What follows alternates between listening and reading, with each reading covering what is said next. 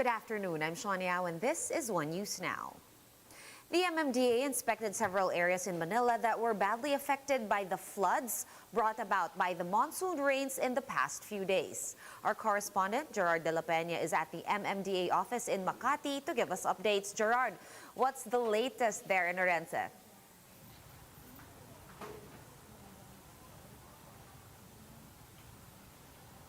Sean, the MMDA attributed the floods to the garbages trapped at the drainage systems along Taft Avenue as well as the construction somewhere in Malate. Now, the MMDA said that cleaning operations are already underway. One of the critical areas there is the corner of Taft Avenue and Pedro Hill in Ermita, where flooding in the area was reportedly knee-high last night. MMDA Chairman Benhur Abalos wants the construction of 20 pumping stations along Manila, Pasay, Mandaluyong, and San Juan. The project is worth $500 million or about 25 billion pesos, which is a loan from the World Bank. The pumping stations are already in the detailed engineering and design stage and have an estimated completion time of up to 4 years.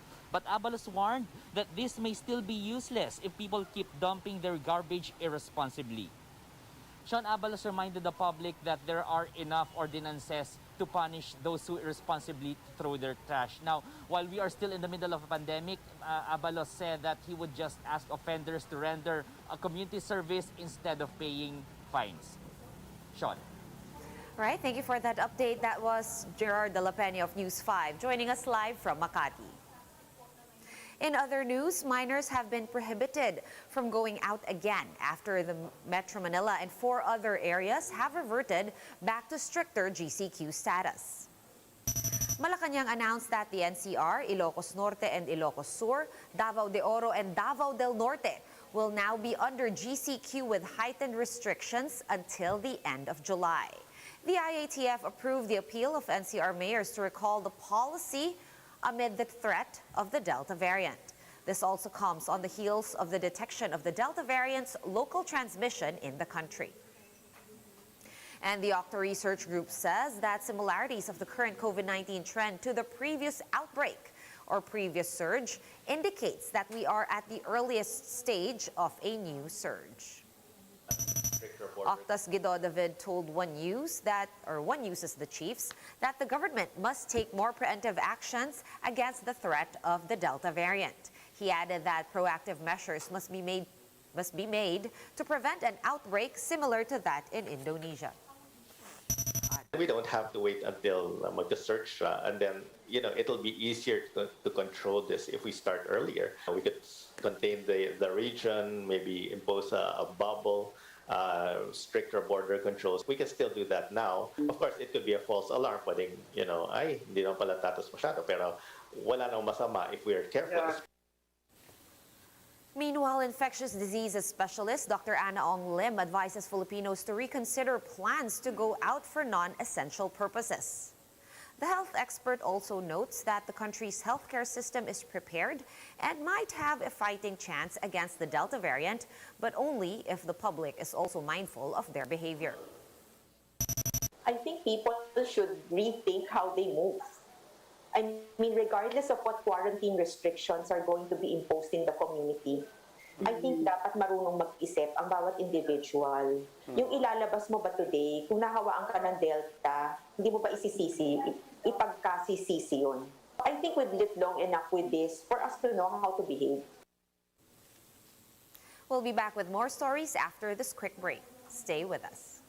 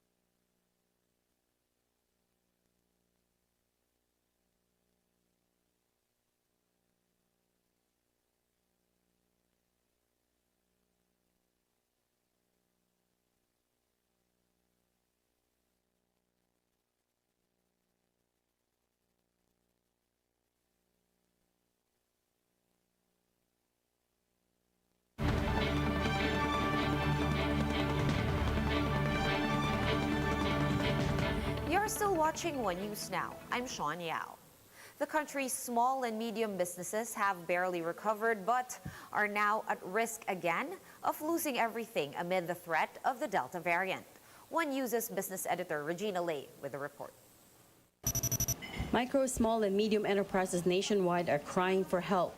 16 months into varying forms of lockdowns, many have yet to get back on their feet.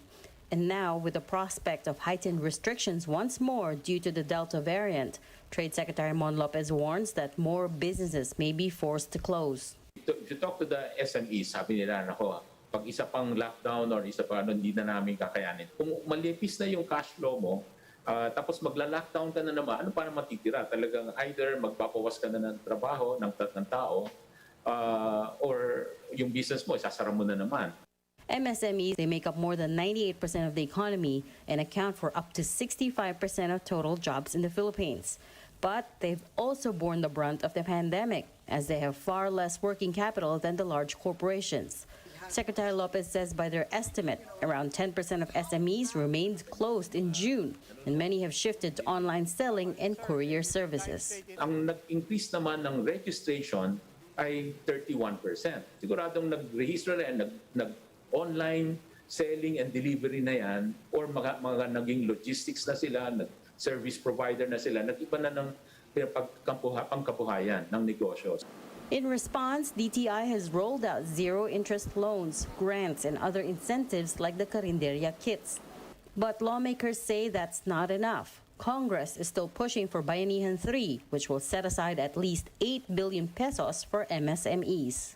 But Bayanihan 3 has something more that the GAA doesn't have, which is very specific measures on how spending for economic stimulus shall be monitored.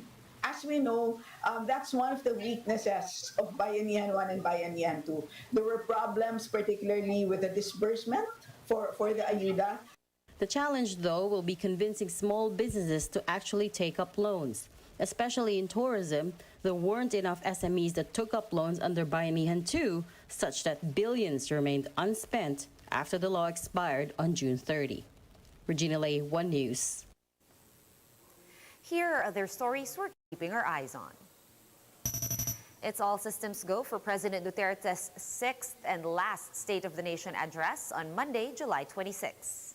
The PSG, or Presidential Security Group, said they have conducted a series of security and interagency meetings, as well as ocular and sight inspections for the event. They will also hold a simulation exercise today at the Patasang Pambansa. And Congress vows to prioritize bills creating the Philippine Virology Institute and the Philippine Center for Disease Control in its third regular session. The Philippine Virology Institute will be serving as the country's premier and research development institution, while the CDC will be the principal health protection agency for managing the spread of diseases. And Baguio City Mayor Benjamin Magalong has warned the public against persons offering fake vaccination cards to tourists that were planning to enter the city of Pines. This is after the LGU received reports of some people selling unauthorized inoculation cards online. Magalong also noted that the city's triage is equipped to identify the authenticity of vaccination cards.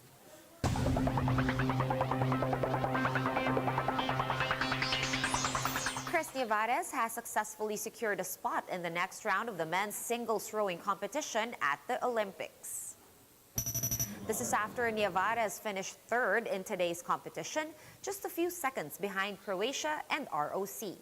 With this win, he is automatically eligible to compete at the quarterfinals. Nievarez credits his victory to his training with his Ukrainian coach, Shukrat Ganev, as well as being able to train for 5 days in Tokyo. Pinilit ko po talaga mag-top 3. Kaya nung nagmasok na, alam ko na pangatlo na ako, minintain ko na siya hanggang finish line. Hindi ko na pinabayaan lumapit yung Nicaragua. Masarap sa pakiramdam kasi diretso na po ng quarter final, di na po mag-race bukas. So maganda ulit yung preparation, papunta naman po ng quarter final. For more updates, visit News 5, the Philippine Star, and Business World online. Visit our website, onenews.ph, for more in-depth analysis. You can also catch One News on the Signal Play app. Register for a free account at www.signalplay.com and stream One News Live anytime, anywhere. Masks on, wash hands, and stay safe, Philippines. I'm Sean Yao. We are One News.